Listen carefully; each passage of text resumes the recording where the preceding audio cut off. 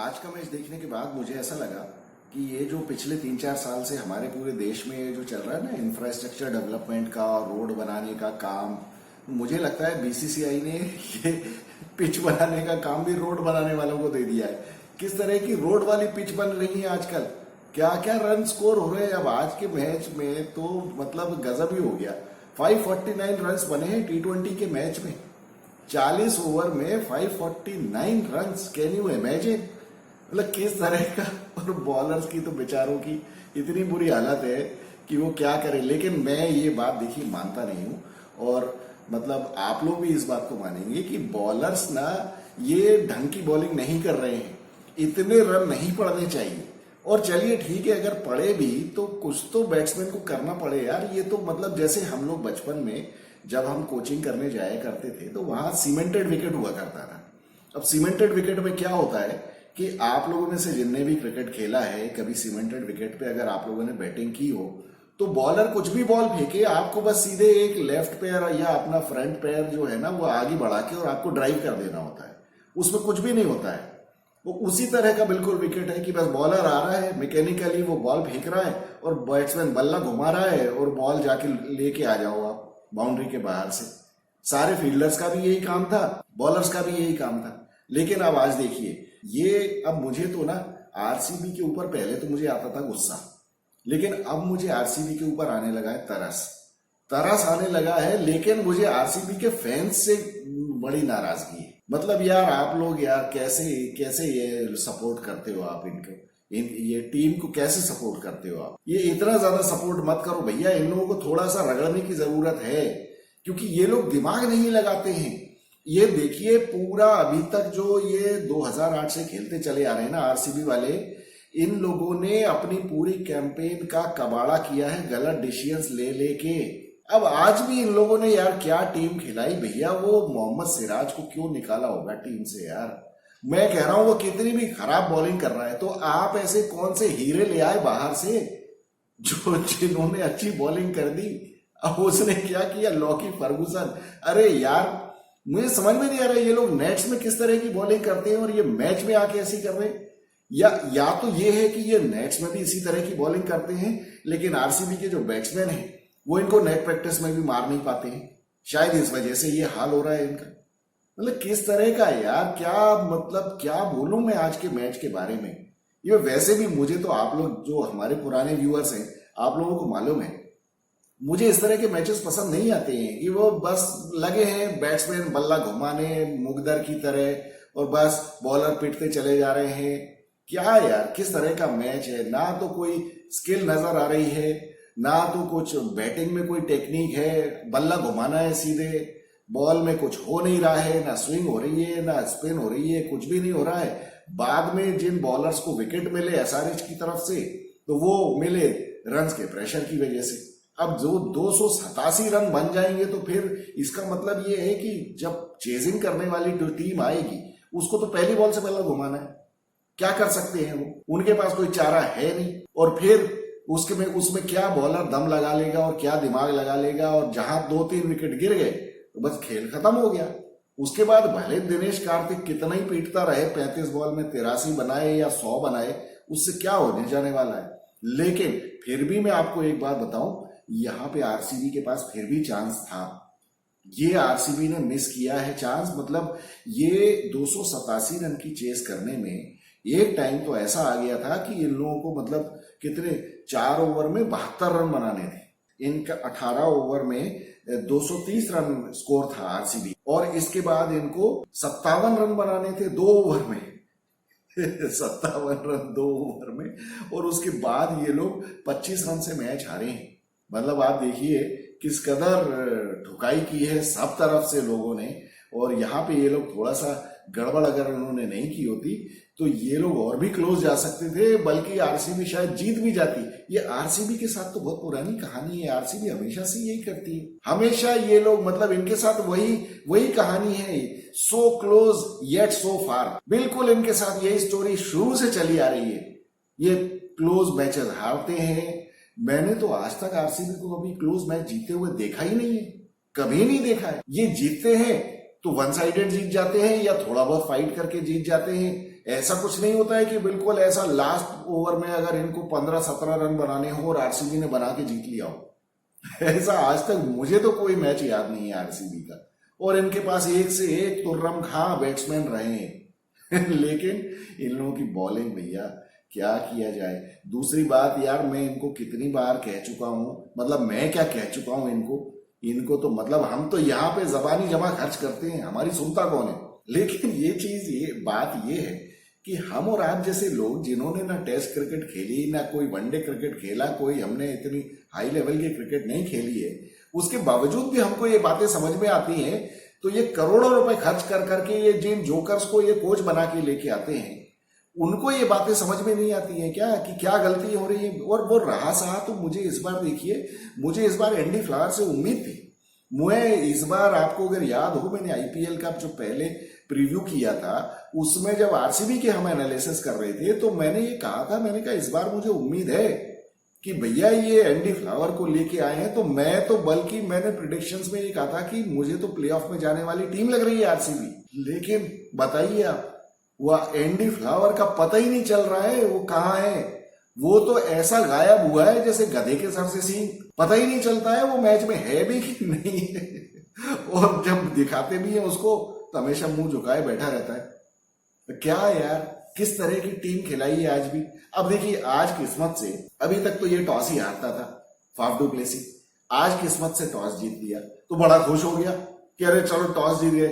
कल में जैसे हार्दिक पांड्या खुश हुआ था ऐसे आज ये खुश हो गया फाफ डू प्लेसी कि चलो यार मैं टॉस जीत गया हूं, अब आज तो पहले बॉलिंग करेंगे और बढ़िया मैच जीतेंगे।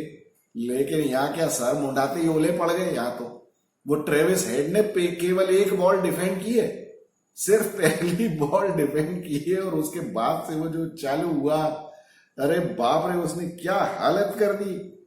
41 बॉल में 102 रन, 9 चौके, 8 छक्के मार दिए। अरे यार क्या है, मतलब ऐसे तो कसाई भी नहीं काटता है यार बकरे को यार, जिस तरह से इन लोगों ने काटा है आरसीबी के बॉलर्स को। क्या भयानक पीटा आज तो वो, मतलब आप देखिए सबसे ज्यादा स्लो खेलने वाला कौन है आज, आपको पता है पूरे मैच में सबसे ज्यादा स्लो खेला है जो, वो उस बैट्समैन का स्ट्राइक रेट है, खैर विजय कुमार वैश्यक को तो छोड़ देते हैं क्योंकि वो तो बॉलर है, उसका 50 का स्ट्राइक रेट है। लेकिन जो बैट्समैन है वो, उनमें सबसे ज्यादा स्लो कौन खेला है आप इमेजिन नहीं करेंगे, वो है अभिषेक शर्मा, जो कि अभी तक भूत बन के सबके ऊपर टूट पड़ा था सारे मैचेस में। आज सबसे कम स्ट्राइक रेट है उसका, उसने 22 बॉलों में 34 रन बनाए और उसका 154 का स्ट्राइक रेट है और वो लोएस्ट है इस मैच का सारे बल्लेबाजों में। बताइए, इस तरह की तो पिटाई हुई है आज। मतलब ये लोग जो चालू हुए हैं यार, हद ही हो गई, मतलब गजब कर दिया है आज किस तरह से। और ऊपर से, लेकिन मैं फिर भी ये कहूंगा कि खैर चलिए पहले तो हम इसी की बात कर लें। अभिषेक शर्मा ने 22 बॉल में 34 रन बनाए, ट्रेविस हेड ने बनाए 41 बॉल में 102 रन, 9 चौके, 8 छक्के। उसके बाद आ गया, लेकिन ये देखिए अब यहाँ पे पैट कमिंस की समझदारी कि जैसे ही अभिषेक शर्मा आउट हुआ उसने तुरंत वो आओ देखा ना ताओ, उसने हेनरी क्लासन को भेज दिया कि भैया मुझे अब टाइम लेने नहीं है, ना कोई अब्दुल समद, ना कोई कुछ नहीं, और ना कोई नीतीश रेड्डी, सीधे हेनरी क्लासन चलो लग जाओ काम पे। और वो आया, उसने 31 बॉल में 67 ठोक दिए, 2 चौके, 7 छक्के। एक तो ये ग्राउंड ना बाउंड्रीज इतनी छोटी है, हालांकि ये छक्के लंबे मारते हैं लेकिन बाउंड्रीज थोड़ी छोटी है ना, इतनी छोटी नहीं होनी चाहिए। देखिए क्या होता है, अब कहने को तो कोई आर्ग्यूमेंट ये दे सकता है कि अरे यार तुम क्या बात कर रहे हो, छक्के तो 80-85 मीटर के लग रहे हैं, 100 मीटर के, और दिनेश कार्तिक ने तो आज 108 मीटर का मार दिया और हेनरी क्लासन ने स्टेडियम के बाहर गिरा दी बॉल, दिनेश कार्तिक ने छत में टकरा दी बॉल। ये देखिए, जब ग्राउंड छोटा होता है ना तो बैट्समैन का दिल बड़ा हो जाता है कि यार मेरे को ज्यादा ताकत नहीं भी लगाऊंगा ना तो भी छक्का हो जाएगा। उस चक्कर में वो लोग लंबे लंबे छक्के मार देते। यही बाउंड्री अगर 76-77 मीटर की, 80 मीटर की अगर कर देंगे ना, बैट्समैन छक्का मारने की हिम्मत ही नहीं करता है, क्योंकि फिर वो डर जाता है कि अरे यार ऐसा नहीं हो कि जरा मिस टाइम हो गया तो कैच आउट हो जाऊंगा। ये फर्क पड़ता है छोटी बाउंड्री होने की वजह से। और यही रीजन है कि छोटी बाउंड्री के होने के बावजूद भी छक्के लंबे लंबे क्यों पड़ते हैं। क्योंकि बैट्समैन तो पूरे, उसको कोई टेंशन ही नहीं है, वो तो जाता है छक्का मारने के लिए। उसे पता है कि अगर 72 मीटर में भी पड़ेगा तो छक्का हो जाएगा। उस चक्कर में क्या होता है, 85, 87, 100 मीटर के छक्के मार देते हैं लोग। उसके बाद एडन मार्करम, ये हालांकि ये तो मुझे कोई ज्यादा मजा नहीं आ रहा है इसकी बैटिंग में। इस बार 17 बॉलों में 32 रन फिर भी इसने बना दिए और 2 चौके 2 छक्के। उसके बाद अब्दुल समद ने आके तो बहुत ही तोड़ा, बुरी तरह से तोड़ा। 10 गेंदों में 37 रन, 370 की स्ट्राइक रेट, 4 चौके 3 छक्के।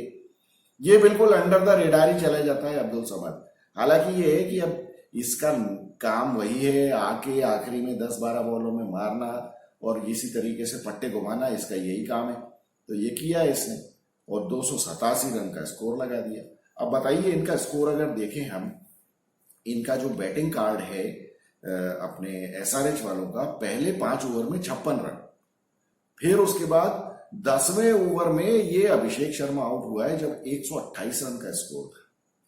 मतलब इन्होंने 5वें से लेके 10वें ओवर के बीच में जो 5 ओवर्स हुए हैं उनमें कितने रन बनाए इन्होंने, 44 और 28, 72 रन बनाए इन लोगों ने अगले 5 ओवर में। और उसके बाद 15 ओवर में इनका स्कोर था सीधे 205। गजब ही कर दिया इन लोगों ने तो पीट पीट के, क्योंकि वो वहां पे 170 रन पे हेड आउट हो गया था। उसके बाद आ गया ये अब्दुल समद के आने के बाद एडन मार्करम आ गया, तो हेनरी क्लासन और एडन मार्करम पीटने लगे। ये 15 ओवर में 205 तक लेके गए। 15 ओवर में 205 मतलब 20 ओवर के मैच में नहीं बनते हैं 205 रन, लेकिन आजकल बन रहे। फाइनली इन लोगों ने 287 पे एंड किया है। गजब की पिटाई की इन लोगों ने तो यार। लेकिन मुझे अफसोस इस बात का है कि आरसीबी के बॉलर्स जो है ना, पहले तो हम इनकी एनालिसिस देखें। अब विल जैक्स ने 3 ओवर में 32 रन दिए, रीस टॉपली ने 4 ओवर में 68 रन दिए, यश दयाल 4 ओवर 51 रन, फिर लॉकी फर्गुसन 4 ओवर में 52 रन, विजय कुमार वैशाख 4 ओवर 64 रन और महिपाल लोमरोर 1 ओवर में 18 रन। अब इसमें देखिए सबसे कम पिटाई जो हुई है वो हुई है यश दयाल की, 4 ओवर में 51 रन। लेकिन मैं इसको दोष नहीं दूंगा, ये तो बच्चा है बेचारा। बाकी तुम्हारे रीस टोपली और लोकी फर्गुसन ने क्या किया यार। लोकी फर्गुसन कितनी गंदी बॉलिंग कर रहा था यार। मुझे एक बात बताइए, आप लोगों ने ऑब्जर्व किया होगा ये पूरे आईपीएल में अभी तक जो चल रहा है ना, इसमें आपने पैट कमिंस को बॉल करते हुए देखा है? पैट कमिंस हमेशा, और इंक्लूडिंग आज का मैच, ये हमेशा स्लोअर बाउंसर डालता है, स्लोअर कटर डालता है, जो बैट्समैन के बिल्कुल कंधे के ऊपर से निकलती है या बिल्कुल ही इतनी स्लो आती है कि बैट्समैन को बहुत ही अपनी ताकत लगानी पड़ती है। हालांकि आज दिनेश कार्तिक ने इसकी एक स्लोअर बाउंसर के ऊपर भी 6 मारा है और अच्छा खासा लंबा 6 मारा है, लेकिन वो 6 मारना आसान बात नहीं होती है, उसमें बैट्समैन को हाथ से ताकत लगानी पड़ती है। इसमें आरसीबी के एक भी बॉलर ने एक भी यॉर्कर ने ट्राई की। अरे यार तुम सब भूल गए हो क्या यार? वो तुम्हारे कोच वहां बैठ के क्या कर रहे हैं? और एक तो इन्होंने यार वो बोबट नाम का एक पोपट, इनका जो डायरेक्टर है क्रिकेट का यार, उसका क्या क्रेडेंशियल्स है उसके, मुझे तो कोई ये बता दे यार। मैंने कभी जहमत भी नहीं उठाई कि मैं जाके देखूं कि वो है कौन यार, वो क्या बेचता था। भैया कहां से उसको पकड़ के लाए हो तुम? बोबट, इसीलिए पोपट जैसी परफॉर्मेंस हो रही है क्या यार? मुझे समझ में नहीं आ रहा। बॉलर्स में अक्ल नाम की चीज नहीं है। अरे यार रीस टोपली और ये लॉकी फर्गुसन, इनकी जिंदगी हो गई खेलते हुए यार, बुढ़े हो गए ये इंटरनेशनल क्रिकेट खेलते हुए। उसके बाद ना तो एक भी स्लोअर बाउंसर, ना एक भी कोई नकल बॉल, ना कोई स्लोअर बॉल और ना कोई यॉर्कर। अब बताइए आप इनको कौन समझे? आके गधों की तरह बिल्कुल तेज तेज बॉल फेंके जा रहे हैं और बैट्समैन लगाए जा रहे हैं, और वही फर्क है। या अब इसके बाद आई एम श्योर ये बेंगलोर वालों ने भी ना, आरसीबी वालों ने बहुत सारे डेटा एनालिस्ट बिठा रखे होंगे बाहर अपने। अब डेटा एनालिस्ट तुम्हारे क्या क्या घास छील रहे हैं बाहर बैठ के? ये देख नहीं रहे हैं भैया? अरे हम लोग मैच देख के यार हमको समझ में आ रहा है कि एसआरएच की बॉलिंग को वो किस तरह से रेगुलेट करता है पैट कमिंस, और वो खुद किस तरह से बॉलिंग कर रहा है। अरे यार ये बात तो हम वर्ल्ड कप जो ये 50 ओवर का जो चल रहा था उस टाइम से हम बात कर रहे हैं कि यार आप लोग स्लोअर बॉल क्यों नहीं मार रहे हो। जो हमारे पुराने व्यूअर्स हैं वो गवाह हैं इस बात के। हम तो कब से अपने चैनल पे डिस्कस कर रहे हैं कि भैया तुम लोग स्लोअर बॉल क्यों नहीं मारते हो बाउंसर में। तुम बाउंसर भी मारते हो तो तेज मारते हो, होता क्या है उससे कि कभी एज भी लग गया तो एज में ही छक्का हो जाएगा, चौका हो जाएगा। अरे यार स्लोअर बाउंसर मारो ना भैया। आपको याद नहीं है जो फाइनल जो मैच हुआ था 50 ओवर वर्ल्ड कप का, जब सूर्य कुमार यादव खेल रहा था, पैट कमिंस ने और ऑस्ट्रेलिया के दूसरे बॉलर्स ने ना पागल कर दिया था इसको स्लोअर बाउंसर मार मार के, और ultimately Surya Kumar Yadav slower bouncer पे ही आउट हुआ था क्योंकि उससे ताकत ही नहीं लग रही थी। उसकी तो आदत है ना वो ऐसे मारने की शॉट, उसमें उसको ताकत ही नहीं मिल रही थी क्योंकि उसको बॉल की पेस चाहिए। अगर बॉल में पेस नहीं होगी तो क्या होगा, कितना लंबा मार देगा। जितने वो स्काई जो मारता है ना पीछे वाले शॉट, ये सारे उन बॉल्स पे मारता है जो अच्छी खासी स्पीड वाली होती है, 140 के ऊपर वाली। उसमें क्या है, जरा सा यूं करना रहता है, वो छक्का हो जाता है, पीछे स्काई की वाह हो जाती है। और वहां पैट कमिंस ने पकड़ लिया था इसको, और ये पैट कमिंस अभी हर मैच में यही कर रहा है। लेकिन मुझे समझ में नहीं आ रहा बाकी टीमों के जो कोचेस हैं, जो बॉलर्स के जो बॉलिंग कोचेस हैं, उनको समझ में नहीं आ रहा है कि ये पैट कमिंस को ही कॉपी कर लो भैया, अपना दिमाग तो तुमसे लगेगा नहीं। ये तुम्हारे डेटा एनालिस्ट क्या कर रहे हैं यार, क्या वीडियोग्राफर्स जो होते हैं वो क्या करते हैं यार। देखो आप लोग ये बात मान लो, ये अपनी टीमों की तो वीडियोग्राफी करते ही हैं, ये दूसरों की भी करते हैं ना। आप दूसरों की भी तो देखते हो वीडियोस कि ये किस तरह से बैटिंग कर रहा है, किस तरह से बॉलिंग कर रहा है, काउंटर करने के लिए उनको। तो ये क्या चल रहा है यार, मतलब आरसीबी वाले तो बिल्कुल ही आंख मूंद के चले आते हैं कि ये सीधे यहां से जाते हैं, सो जाते हैं और फिर सीधे मैच में चले जाते हैं, बीच में कुछ नहीं। और टीम क्या खिलाई यार। मैं ये मान ही नहीं सकता कि ये लॉकी फर्गुसन नेट्स में बहुत अच्छी बॉलिंग कर रहा था और आज मैच में खराब हो गई। ऐसा कैसे हो सकता है यार कि नेट प्रैक्टिस में आप अच्छी बॉलिंग कर रहे हो और यहां आके खराब हो गई। ऐसा भी नहीं है कि कोई आरसीबी के बैट्समैन बल्ला नहीं घुमा पाते, बल्ला तो घुमाते हैं ये। आज कितनी अच्छी बैटिंग की इन लोगों ने, इसीलिए एक्चुअली मुझे बुरा लग रहा है। अगर ये लोग ना 75 रन से मैच हार गए होते, देखिए 287 रन का जब स्कोर आपको जीतने के लिए बनाना होता है, मैं मान सकता हूं आप 75 रन से मैच हार जाते, तो फिर एक बार कहने को हो जाता कि अरे यार ये तो बैटिंग भी खराब की इन लोगों ने, ये इनसे हुआ ही नहीं, तो मैं मान सकता हूं। लेकिन भैया आप 25 रन के डिफरेंस तक लेके चले गए ना, इसका मतलब क्या है कि 2-3 हिट्स का सवाल था ना, वो 2-3 हिट्स आपने प्लान नहीं की। अब आज आप ये देखिए, जिस टाइम आरसीबी बैटिंग कर रही थी, शुरुआत तो देखिए 6 ओवर में इन लोगों ने भी 79 रन ठोक दिए, विराट कोहली और फाफ डुप्लेसी बिल्कुल ये भी टूट पड़े। लेकिन उसके बाद क्या नतीजा, वही ढक के 3 पार, 10 ओवर में 122 में 5 हो गए। अब बताइए, यहां तो कोई प्लानिंग ही नजर नहीं आई मुझे। चलिए मैंने मान लिया विराट कोहली को वैसा शॉट मारना पड़ा जैसा मैंने उसको जिंदगी में कभी मारते हुए नहीं देखा, इस तरह से वो स्पिनर के ऊपर आड़ा बल्ला मार के। अब वो तो मैच की रिक्वायरमेंट थी, आप कुछ कर नहीं सकते।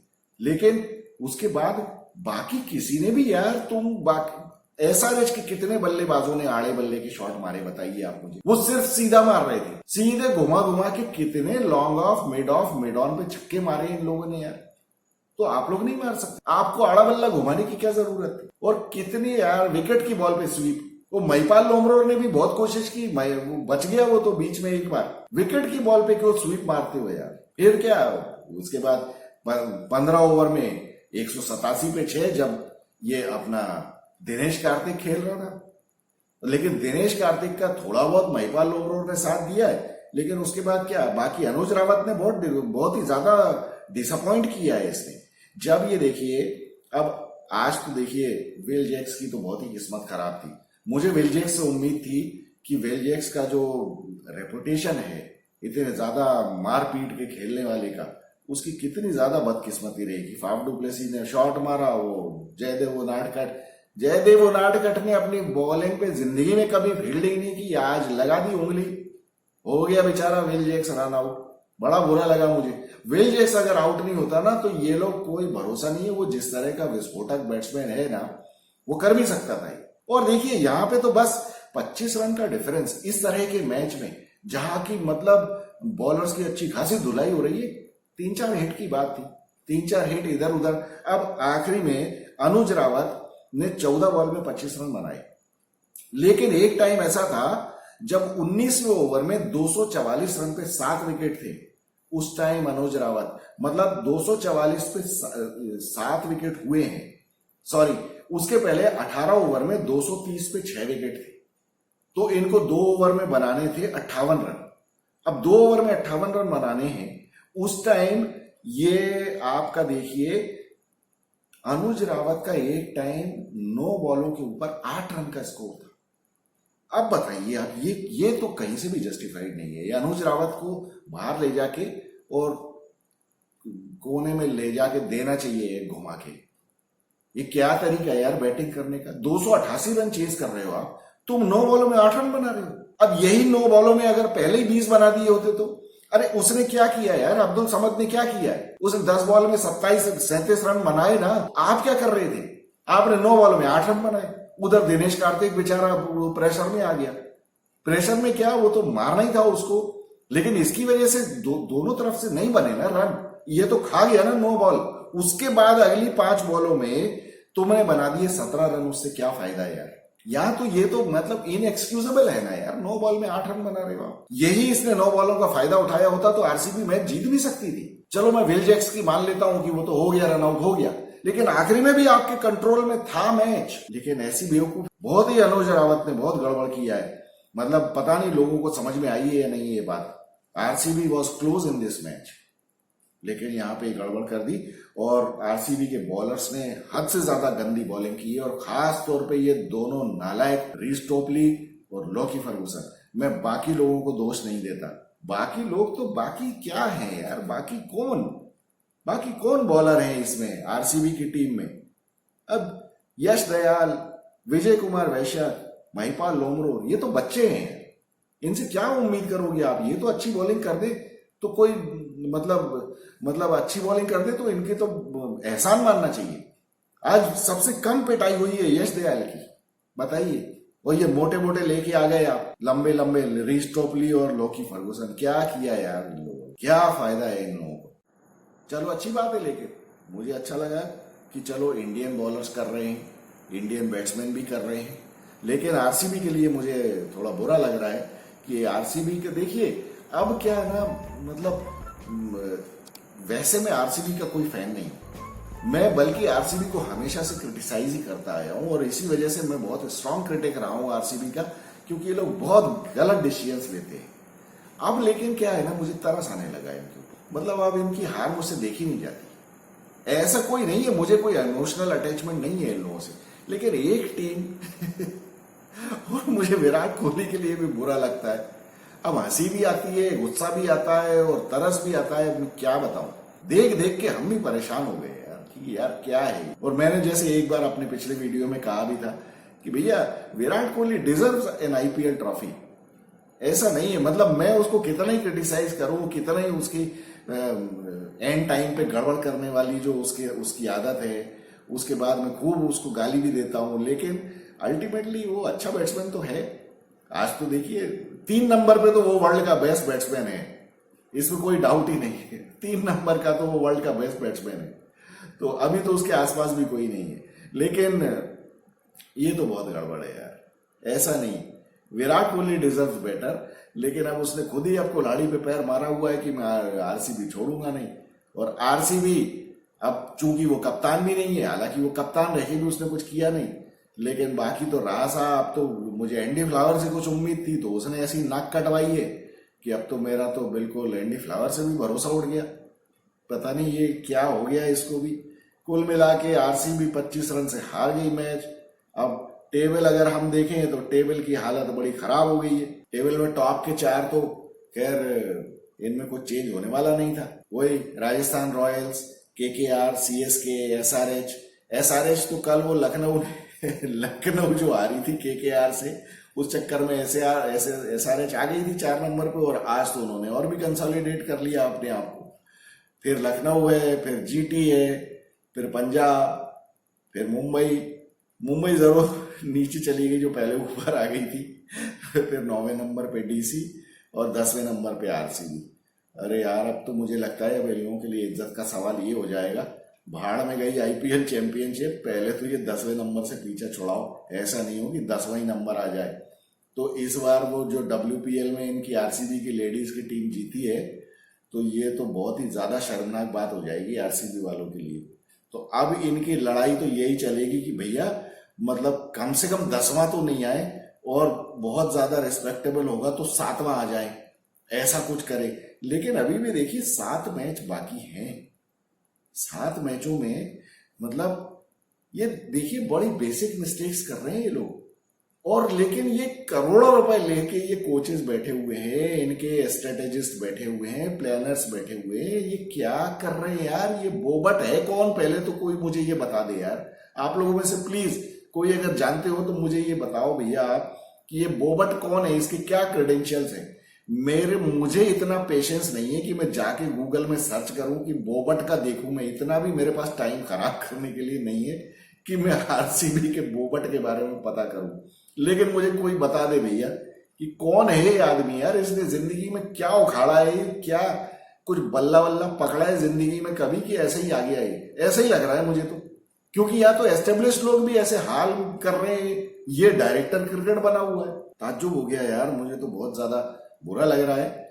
चलिए अब ये तो आरसीबी का जो होना था सो हो गया।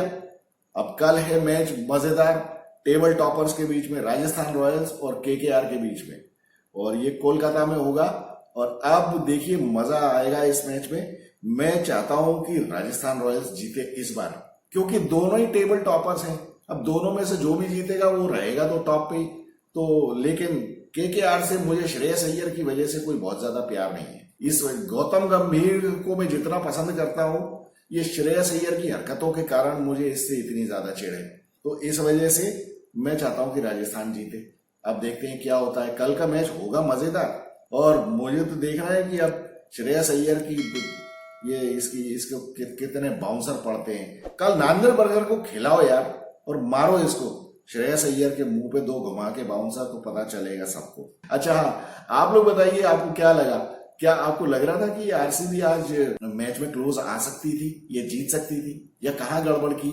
या बताइए इन लोगों ने बॉलिंग में गड़बड़ की या नहीं की, किस तरीके से? आप लोगों को क्या लगता है आरसीबी के बारे में? कुछ सिंपैथी है या नहीं है? तो मैं देखना चाहूंगा आप लोगों के कमेंट्स आरसीबी के बारे में। और आप लोगों को ये एनालिसिस पसंद आई हो तो वीडियो को लाइक, शेयर और सब्सक्राइब करिए। और आप लोग बताइए कि किस तरह से और क्या आप सुनना चाहते थे इस एनालिसिस में, तो आगे में इंक्लूड करने की कोशिश करेंगे। और अगर आप नोटिफिकेशन बेल को दबाएंगे तो नेक्स्ट वीडियो जब भी आएगा तो आपको पता चल जाएगा। तो I look forward to talking to you again after the match tomorrow. I am Vikas Saxena, the biased analyst. Thank you so much.